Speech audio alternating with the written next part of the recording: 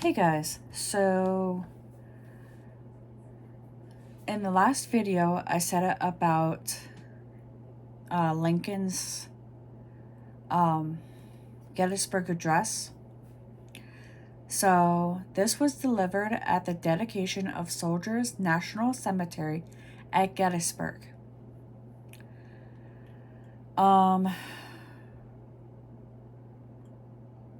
There are several footnotes to this, and it's a 272, I think it said, but it's a just about 300 word speech given by President Lincoln. So here it is. 407 years ago, our forefathers brought forth on this continent a new nation, conceived in liberty and dedicated to the proposition that all men are created equal. Now we are engaged in a great civil war, testing whether that nation or any nation so conceived and so dedicated can long endure. We are met on a great battlefield of that war. We have come to dedicate a portion of that field as a final resting place for those who here gave their lives, that that nation might live. It is altogether fitting and proper that we should do this. But in a larger sense, we cannot dedicate, we cannot consecrate, we cannot hallow this ground. The brave men, living and dead, who struggled here, have consecrated it far above our poor power to add or detract. The world will little note nor long remember what we say here, but it can never forget what they did here. It is for us, the living, rather to be dedicated here to the unfinished work which they who fought here have thus far so notably advanced.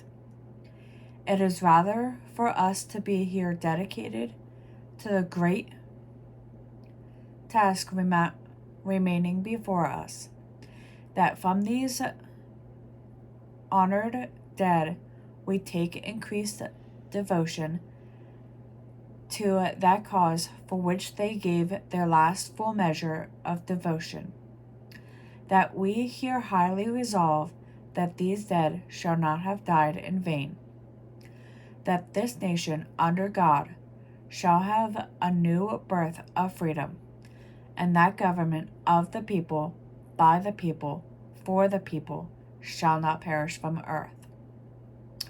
Okay. The first footnote. 5 known copies of the Gettysburg Address exist. The Macaulay draft, the Hay draft, the Everett copy, the Bancroft copy, and the Bliss copy. Each is named after the person to whom Lincoln sent the version. The Bliss copy, sent to Colonel Alexander Bliss, is best known and is widely accepted as the standard because Lincoln signed and dated this version, provided it with a title.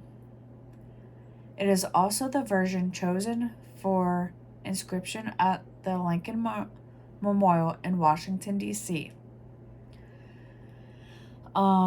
Second footnote. Lincoln begins his speech by alluding to the founding of the United States and signing of the Declaration of Independence in 1776. 407 or 87 years ago. Lincoln draws to the nation's history to use the ideas of the founders as key element in his own speech. In doing so, Lincoln aligns the Northern cause with the idea set forth in the Declaration of Independence. One of Lincoln's primary goals as president was to stop the spread of slavery. After the start of the Civil War, this approach quickly shifted towards the emancipation of slaves, and Lincoln began taking steps to accomplish that goal by issuing the Emancipation Proclamation in 1863. Lincoln uses this line taken from the Declaration of Independence to invoke the founding principle of the country, namely equality and freedom. Given the context of Lincoln's speech, this is also a clear reference to the Union's desire to eradicate slavery. The fourth one, the first hostilities in the American Civil War took place in April of 1861, when the Confederate armies attacked the U.S. Army base of Fort Sumter in South Carolina. When Lincoln delivered the Gettysburg Address 2 years later, the tide of the war was turning in favor of the Union. The Confederate Army under General Robert E. Lee had recently lost the Battle of Gettysburg, ending their northern advance and forcing them to retreat. Fifth one, the Civil War has gone by a variety of different names throughout the years. One popular name in the post-war South was the War between the States. Other names employed by Southerners include the War of the Southern Independence and the War of Separation. And the North, popular names included the War for the Union and the War of Rebellion. The most common and lasting name, however, has always been the Civil War, the name used by Lincoln, Davis, Lee, and Grant during the war, and most Americans ever since. Number 6. The United States was founded in 1776 on principles of democracy and freedom that were revolutionary for the time. Lincoln states that the Civil War is the first true test of whether or not a country founded on liberty and democracy is capable of surviving. He uses the word conceived, emphasized on the singularity of the country's origin, and employs a birth metaphor that returns at the end of the speech. 7. This short declarative sentence contains evocative visual imaginary that powerfully conveys the magnitude of the Battle of the Gettysburg. Lincoln uses the passive verb construction here also, or the Constitution. Construction here also emphasizes the power of the place. Lincoln conveys that something brought them all to Gettysburg. Years later, Lincoln would use this notion of a divine plan or fate in his second inaugural address to portray the Civil War as an inevitable confrontation. 8. Throughout the Gettysburg Address, Lincoln uses the literary device of anaphora, the repetition of the word or phrase at the beginning of a series of statements. In this passage, Lincoln repeats "we cannot" in order to drive home his point that Gettysburg has already been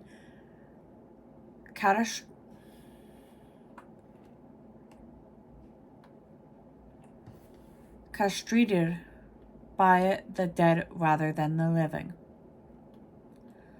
or consecrated by the dead rather than the living.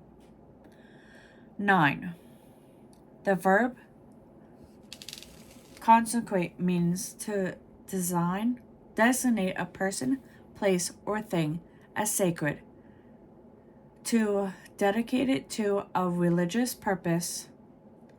In many cases, the act of consecrating grants a place, often a church or ceremony, a special legal status.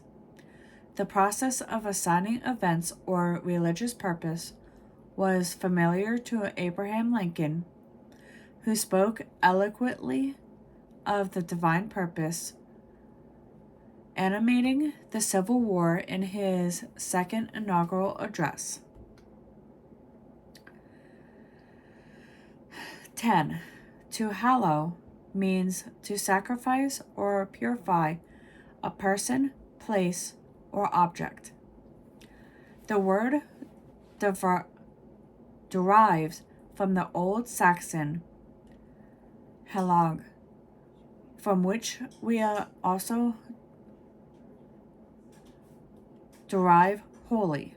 Lincoln uses a series of related words: dedicated, consecrate, and hallow, in order to emphasize his point that the ground at Gettysburg has already been rendered sacred by the sacrifice of the fallen soldiers. 11. One of Lincoln's primary themes in the Gettysburg Address is the weakness of words compared to action. Lincoln claims that the battlefield cannot be consecrated by an exchange of words. Rather, it has already been consecrated by the deeds of the soldiers who fought at the Battle of Gettysburg. One of the great ironies, both of this address and of Lincoln's political career, is that Lincoln's words are powerful, despite the claim he made otherwise throughout his life. The humanity of his presence is integral to his rhetorical power. 12. In the passage, Lincoln conveys the idea that actions speak louder than words. As he puts it, the words used to consecrate the battle will fade in time, but here the effects of the soldiers will not. In a twist of irony, Lincoln's words in his speech, "What we say here," have canalized for their eloquence and thus will be long remembered, despite his prediction to the contrary.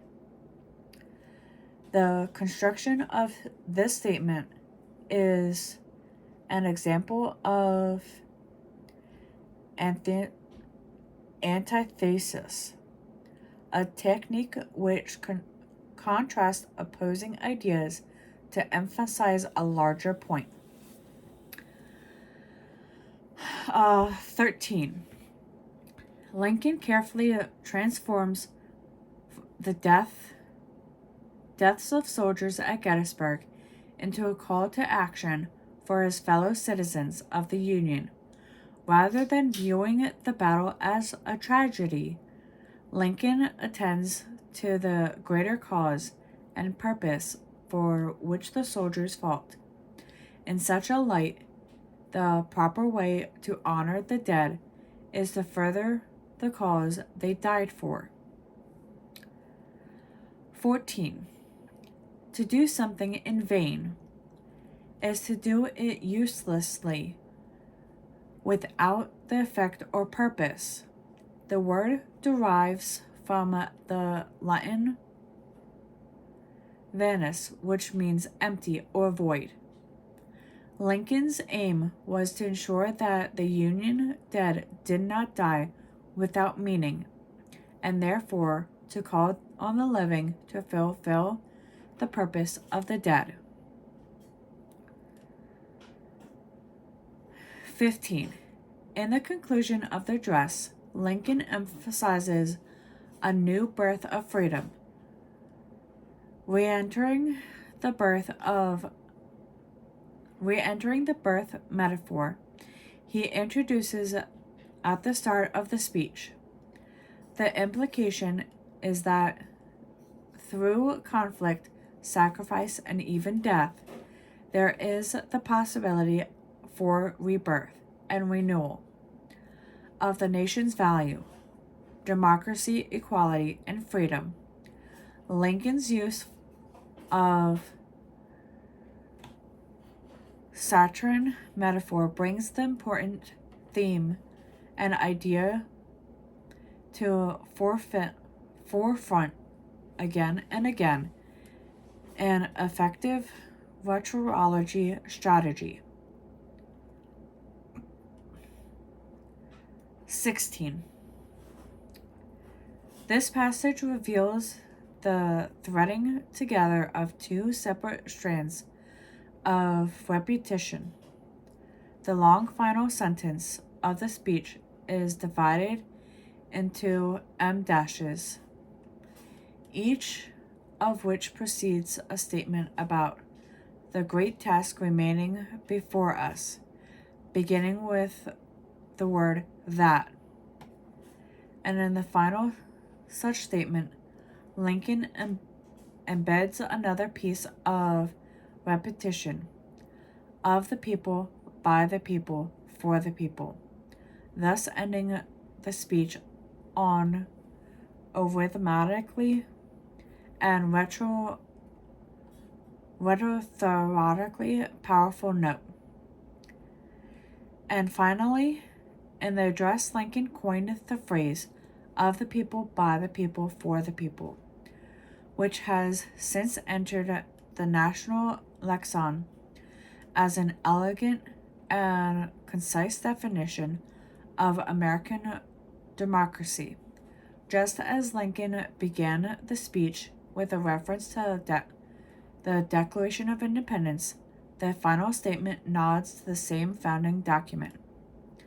The spirit of the Declaration, with its insight that governments are instituted among men, deriving their powers from the conceit of the governed, can be heard echoing through the Gettysburg Address, and in particular its stirring conclusion. And most of these are quoted by Zachary of Owl Eye's editor. There are some by Wesley, Owl Eye's editor, as well. And with that, I will see you guys in the next one.